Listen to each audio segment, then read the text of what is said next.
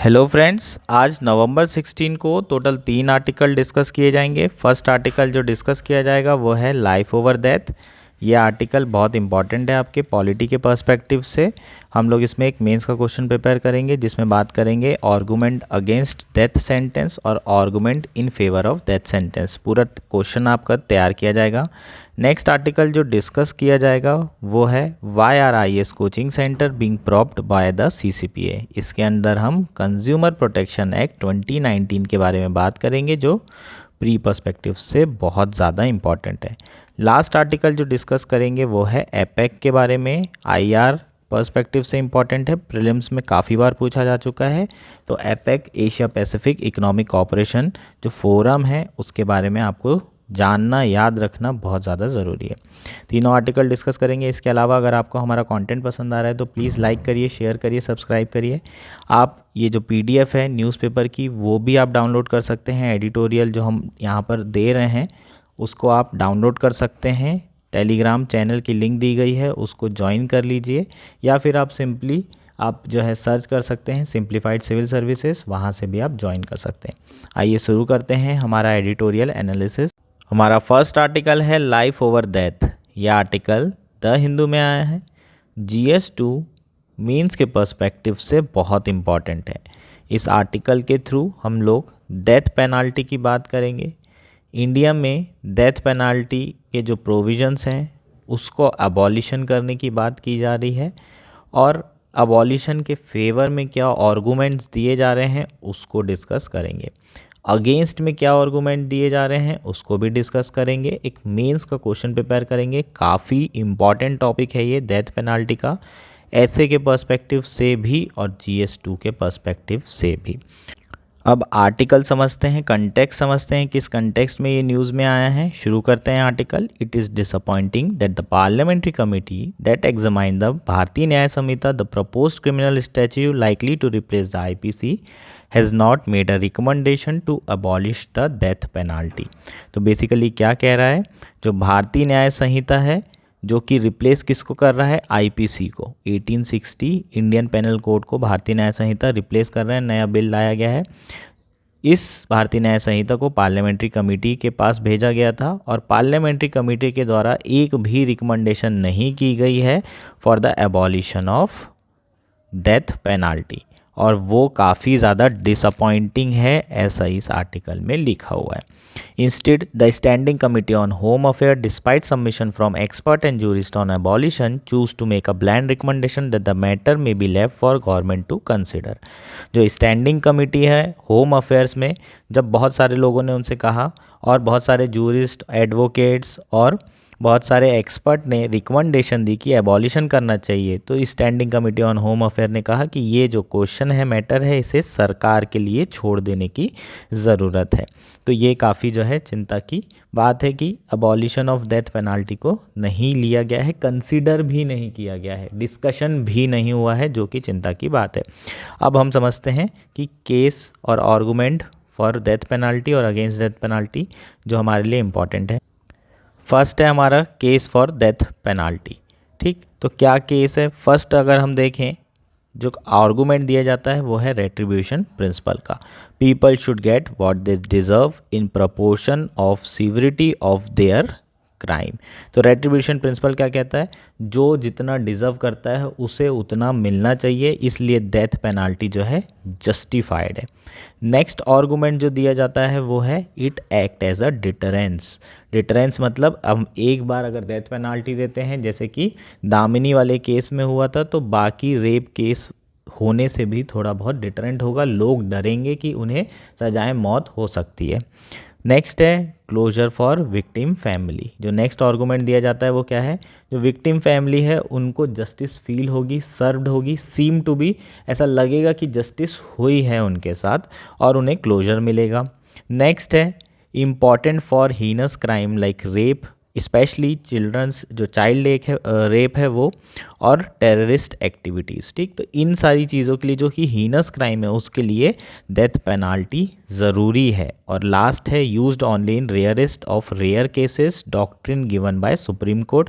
कौन से केस में दी गई थी रेयरेस्ट ऑफ रेयर केस वाली डॉक्ट्रिन ये आप लोग मुझे बताएंगे कमेंट करके, सब कुछ मैं ही बता दूंगा, तो थोड़ी बहुत मेहनत तो आपको भी करनी चाहिए, ठीक है। तो ये क्या कह रहा है कि डेथ पेनाल्टी हर केस में यूज़ नहीं होती, बहुत रेयरेस्ट केस में यूज़ की जा रही है according to this doctrine which was given by supreme court in which case, ये आपको मुझे बताना है। तो हमारे ये 4-5 आर्गूमेंट हो जाएंगे डेथ पेनाल्टी के।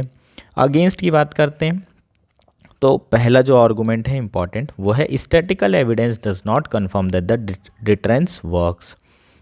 जो डिटरेंस है वो वर्क नहीं करता है, ये स्टैटिस्टिकल एविडेंस शो करता है ना। दामिनी के साथ जो हुआ, जो निर्भया कांड था, उसके बाद 5 लोगों को फांसी हो गई, एक बच्चे को छोड़ दिया गया, ठीक है। उसके खिलाफ भी बहुत सारे चीज़ें हुई, आंदोलन हुए कि उसे नहीं छोड़ना चाहिए। 5 लोगों की डेथ पेनाल्टी होने के बाद रेप केसेस बंद हो गए क्या, या रुक गए क्या, या लोगों ने छोड़ दिया क्या? उसके बावजूद भी एनसीआरबी का डेटा उठाओगे तो केसेस बढ़ ही रहे हैं, ठीक है। चाहे वो हाथरस केस कांड हो, उन्नाव केस कांड हो, बहुत सारे, इवन चाइल्ड रेप भी बहुत ज़्यादा तेज़ी से बढ़ रहा है।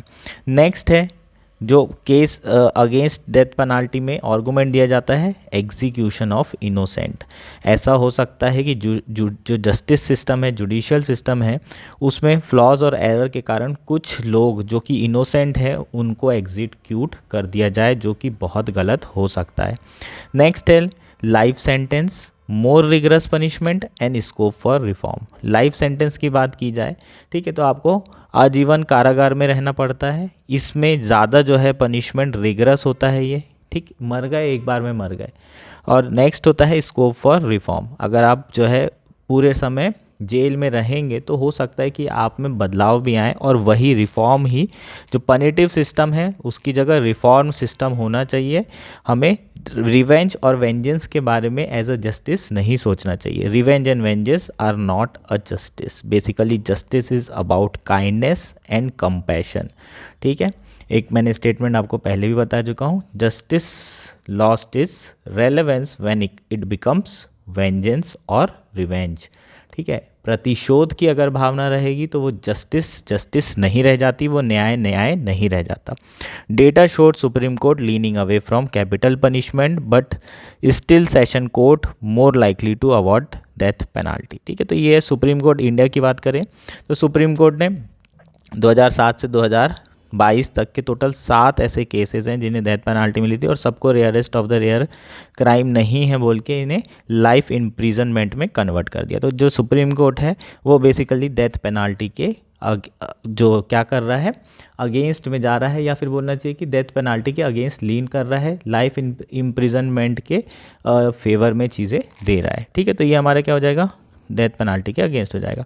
बहुत सारी जो कंट्रीज़ हैं, ये आर्गूमेंट भी आ जाएगा, जो वेस्टर्न कंट्रीज़ हैं वहाँ पर भी डेथ पेनाल्टी जो है अबॉलिशन कर दिया गया है। लेकिन लास्ट में आप लोग ये लिख सकते हैं कि जो हमारा जुडिशियल सिस्टम है उसे मोर रिफॉर्मेटिव होने की ज़रूरत है, लेकिन रेयरेस्ट ऑफ रेयर क्राइम में डेथ पेनाल्टी होनी चाहिए, स्पेशली टेररिस्ट एक्ट के लिए, और हीनस क्राइम जैसे कि जो चाइल्ड रेप है, इन सारी चीज़ों के लिए डेथ पेनाल्टी के जो प्रोविजंस हैं उसे रखा जाना चाहिए, कम से कम इसे यूज़ करना चाहिए। और सुप्रीम कोर्ट द्वारा जो rarest of the rare doctrine बनाई गई है, इसे जो छोटे कोर्ट्स हैं, डिस्ट्रिक्ट कोर्ट हैं, सेशन कोर्ट हैं, वहाँ पर भी इम्प्लीमेंट करने की ज़रूरत है। ये हमारा क्या हो जाएगा, पूरा आंसर हो जाएगा मेंस का, ठीक। समझ में आ गया होगा आप लोगों को अच्छे से। नेक्स्ट आर्टिकल है why are IAS coaching centres being probed by CCPA। यह आर्टिकल द हिंदू में आया है और GS2 मेंस के पर्सपेक्टिव से इम्पॉर्टेंट है, प्री के पर्सपेक्टिव से इम्पॉर्टेंट है। क्या पूछा जा सकता है आपको प्री में, कंज्यूमर प्रोटेक्शन एक्ट 2019 के बारे में पूछा जा सकता है। अभी आर्टिकल समझेंगे तो समझ में आएगा कैसे कंज्यूमर प्रोटेक्शन एक्ट जो है इस आर्टिकल से लिंक्ड है। शुरू करते हैं हमारा article. The story so far. On October 23 the central consumer protection authority said it was probing 20 IAS coaching institute for making misleading claims in their advertisement and for unfair trade practices. 4 of the 20 institution has been slapped with a penalty of 1 lakh।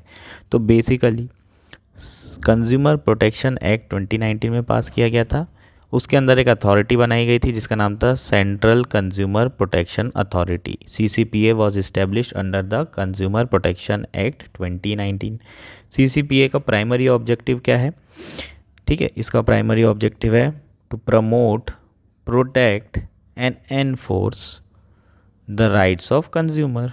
ठीक है, इसके लिए ये क्या क्या कर सकता है? इसके लिए ये इन्वेस्टिगेशन कंडक्ट कर सकता है कि कहीं पर जो है कंज्यूमर का राइट वायलेट तो नहीं हो रहा है। जितने भी अनसेफ गुड और सर्विसेज हैं उसे रिकॉल कर सकता है।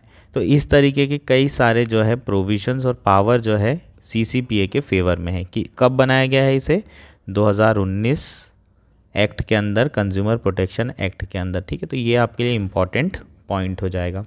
अब कंज्यूमर प्रोटेक्शन एक्ट के बारे में थोड़ा बहुत और जान लेते हैं। 2019 का जो एक्ट है वो अभी तक के सिविल सर्विस में आया नहीं है और आपको कभी भी पूछा जा सकता है। ठीक, जैसे कि ई-कॉमर्स भी इसमें इंक्लूड किया गया है। ठीक है, इसके पहले जो 2019 एक्ट है उसके पहले कौन सा एक्ट था? 1986। इसको 2019 एक्ट ने रिप्लेस किया है। ई-कॉमर्स 1986 वाले में नहीं था, ऑब्वियसली उस समय ई-कॉमर्स था ही नहीं। तो अब जो है 2019 में ई-कॉमर्स को भी इंक्लूड किया गया है। उसमें भी फॉल्स एडवर्टाइजमेंट होती है या फिर कंज्यूमर के साथ धोखाधड़ी होती है तो आप जो है ई-कॉमर्स केस में भी कंज्यूमर कोर्ट में जा सकते हैं। अगर मैं जूरिसडिक्शन की बात करूं तो डिस्ट्रिक्ट का जूरिसडिक्शन कितना है? अगर 1 करोड़ तक का आप क्लेम कर रहे हैं तो आप डिस्ट्रिक्ट कोर्ट में अप्लाई कर सकते हैं। 1 से 10 करोड़ तक का क्लेम है तो आप जो है स्टेट जो कोर्ट है उसमें अप्लाई कर सकते हैं। जो नेशनल जूरिसडिक्शन कितने के ऊपर होगा? 10 करोड़ से ऊपर का होगा। ठीक है, तो ये जूरिसडिक्शन हो जाएगा। इसके अलावा इसमें मीडिएशन प्रोसेस भी इंक्लूड की गई है। पहले 1986 एक्ट में ऐसा मीडिएशन वगैरह नहीं था, इसमें मीडिएशन प्रोसेस भी इंक्लूड की गई है ताकि आप कोर्ट में जाने के पहले भी मीडिएशन कर सकते हैं या फिर कोर्ट रिफ़र कर सकता है सेटलमेंट थ्रू मीडिएशन। ठीक, इसके अलावा कंज्यूमर जो है क्या कर सकते हैं? कंपनसेशन मांग सकते हैं और ये तो नॉर्मली 1986 में भी यही था। अपना कंप्लेंट करो, कुछ 5 लाख रुपए तक, है ना, 5 लाख रुपए तक की अगर कंप्लेंट है तो वो उसके लिए आपको कोई फ़ीस भी नहीं लगेगी, है ना। कंज्यूमर कोर्ट में जाओ। बेसिकली ये जो मिसलीडिंग एडवर्टाइजमेंट है इन सारी चीज़ों को भी, है ना, प्रोडक्ट लाइबिलिटीज़ है, ये सारी चीज़ें भी इंक्लूड की गई है 2019 एक्ट में, है ना। बहुत सारे जो हमारे फिल्म स्टार होते हैं वो एंडोर्स करते हैं एडवर्टाइजमेंट को। अगर वो फॉल्स और मिसलीडिंग होंगे तो वो जो स्टार हैं उनको भी पेनाल्टी लगाई जा सकती है। ये नया प्रोविज़न है और इम्पॉर्टेंट प्रोविज़न है। ठीक, तो इसी के अंदर जो है 20 IAS कोचिंग इंस्टीट्यूशन की जांच की जा रही है और जांच करने के बाद 20 में से 4 ऐसे इंस्टीट्यूशन हैं जिसके ऊपर पेनाल्टी भी लगाई जा चुकी है। 1 लाख रुपए लगभग पेनाल्टी लगाई गई है। अब समझते हैं कि CCPA जांच क्यों कर रहा है कंज्यूमर प्रोटेक्शन एक्ट के अंदर, क्यों IAS कोचिंग की जांच हो रही है। तो बेसिकली IAS कोचिंग वाले जब भी रिज़ल्ट आता है UPSC प्री का, मेंस का या फाइनली रिज़ल्ट आ जाता है, सिलेक्ट हो जाते हैं तो बच्चे क्लेम करने शुरू कर देते हैं कि ये बच्चा हमारी कोचिंग से पढ़ा है। अब ऑलमोस्ट 800 बच्चे हैं, सारे बच्चे जो हैं, एक बच्चा कम से कम 30 कोचिंग वाले क्लेम कर रहे हैं कि ये मेरे यहाँ से पढ़ा हुआ है, एक बच्चे को। तो ऑन एन एवरेज अगर ये 5 साल भी लगाया है सिलेक्ट होने में तो हर साल इस बच्चे ने कम से कम 6 कोचिंग की है। Is it possible? तो ये तो क्लेम ही डूबियस है, मिसलीडिंग है ना। तो बेसिकली IAS कोचिंग वाले करते क्या हैं, जब भी बच्चा सिलेक्ट हो जाता है, मेंस क्लियर करता है तो फ्री मॉक टेस्ट करते हैं और फ्री मॉक टेस्ट करने के बाद उनसे एक फॉर्म भरा लेते हैं, उसमें लिखवा लेते हैं उनका एनरोलमेंट नंबर और फिर बाद में फ़ोटो लगा देते हैं उनकी कि ये बच्चा मेरे यहाँ पढ़ा था। तो बेसिकली CCPA का कहना ये है कि आपके यहाँ पढ़ा था तो सही है, लेकिन अगर आप ये लिख देते कि वो आपके यहाँ कौन सा प्रोग्राम अटेंड किया है, जैसे मॉक इंटरव्यू अटेंड किया तो मॉक, आपके यहाँ पूरी कोचिंग लिया है प्री मेंस की तो कोचिंग, अगर आपके यहाँ टेस्ट सीरीज़ अटेंड किया है तो टेस्ट सीरीज़, अगर आप ये लिख देते तो ये मिसलीडिंग नहीं होता। लेकिन आप ये सारी चीज़ें लिखते नहीं हैं और क्लेम करते हैं कि ये आपके यहाँ पढ़ा हुआ है, तो ये जो है basically misleading advertisement under section 228 of consumer protection act के अंदर आता है।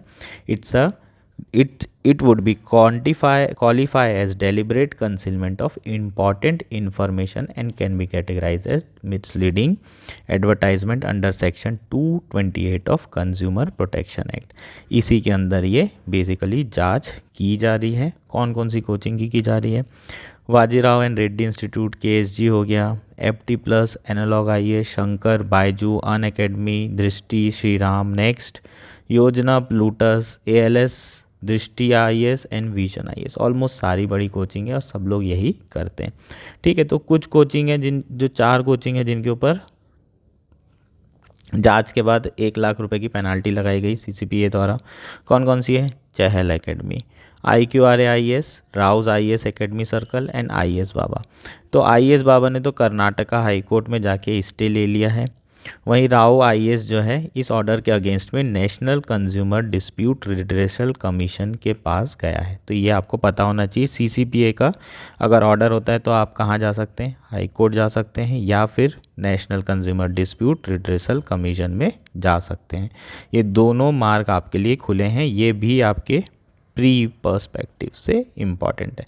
ठीक है, तो बेसिकली ये जो धोखाधड़ी कर रहे हैं यही चल रही है। इवन बच्चे सिलेक्ट होने के बाद जो है क्या करते हैं, UPSC कोचिंग वालों से पैसा ले लेते हैं और बोलते हैं कि हमारे सर ने, ये वाले सर ने बहुत मदद की। यूट्यूब चैनल वालों से पैसा ले लेते हैं और कहते हैं कि ये यूट्यूब चैनल ने मेरी बहुत मदद की। तो बेसिकली जितना एथिक्स पड़ा रहता है उसको सारा का सारा कहाँ अप्लाई करते हैं?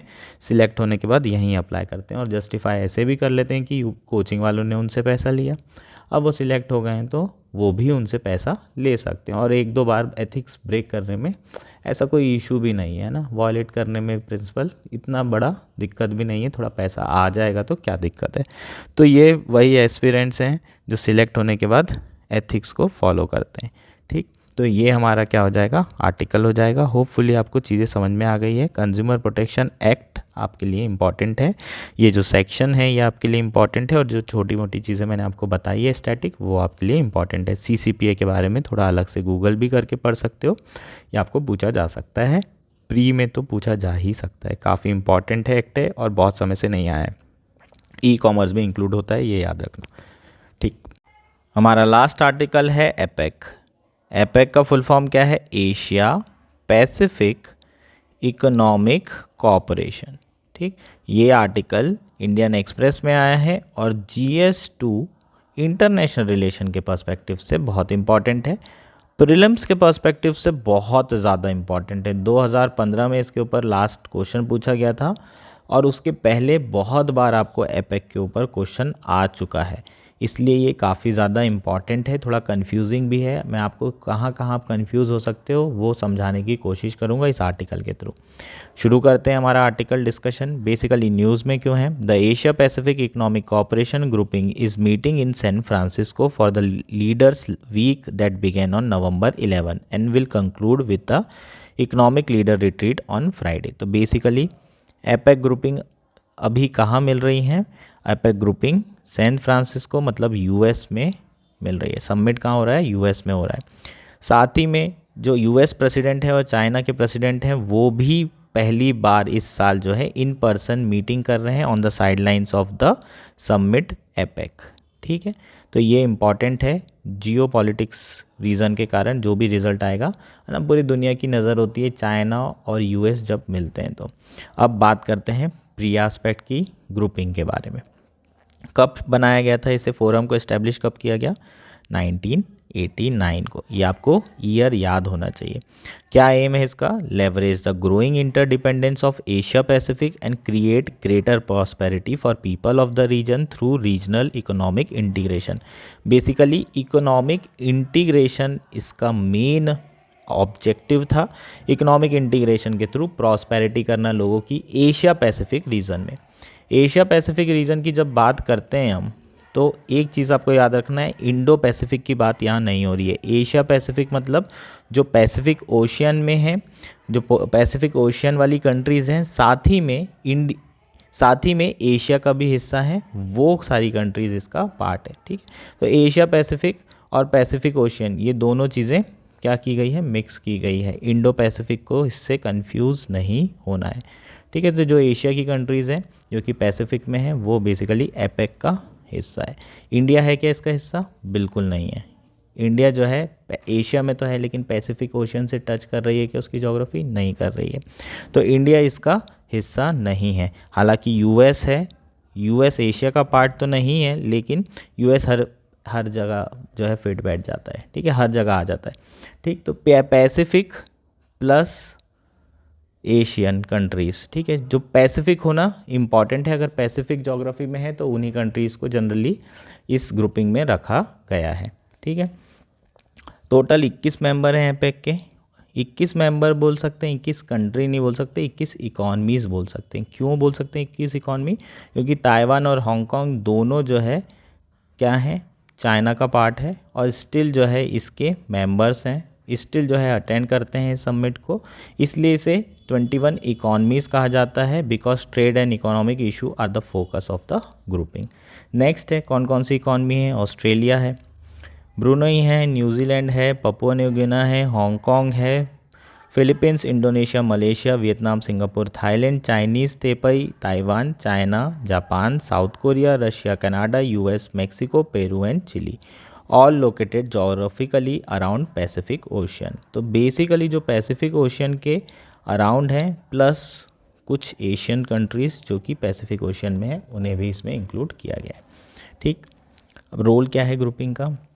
The grouping champions free trade, lowering of trade tariff and economic liberalisation.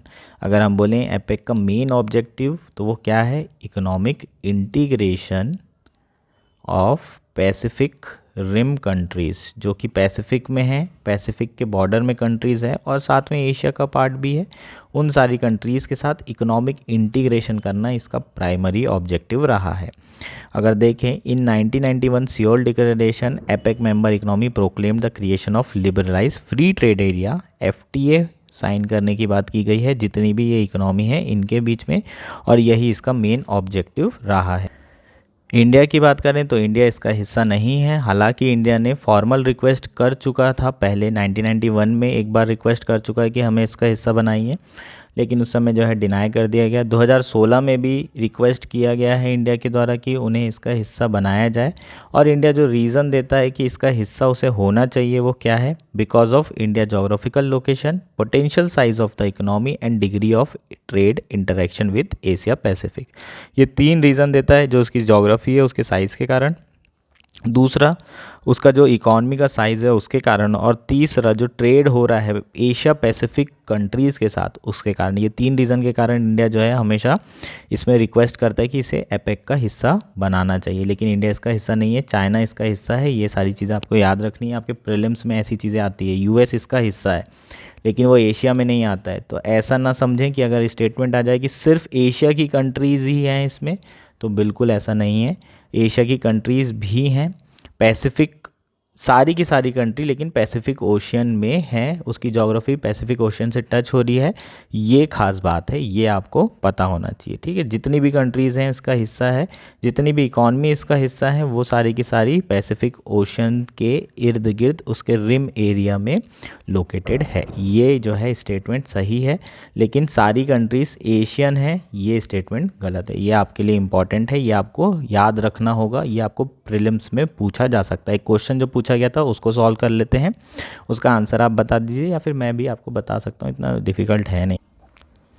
जो क्वेश्चन 2015 में पूछा गया था वो है India is a member of which among the following. तो basically Asia Pacific economic cooperation पहला था, आसियान दूसरा था और ईस्ट एशिया समिट तीसरा था। आंसर क्या होगा? 1 2, ऑप्शन जो दिया हुआ है 1 2 है, 3 ओनली है, और 1 2 3 है, India is a member of none of them. तो इसका आंसर बेसिकली क्या होना चाहिए या आप लोग मुझे कमेंट करके बताइए।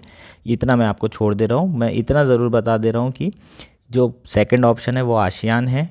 ईस्ट एशिया समिट आप लोग सर्च करिएगा, ईस्ट एशिया समिट का इंडिया पार्ट है या नहीं है, इतना मैं बता सकता हूँ। ईस्ट एशिया समिट में आसियान प्लस 6 कंट्रीज़ आती हैं, वो 6 कंट्री कौन सी है वो आपको पता होना चाहिए।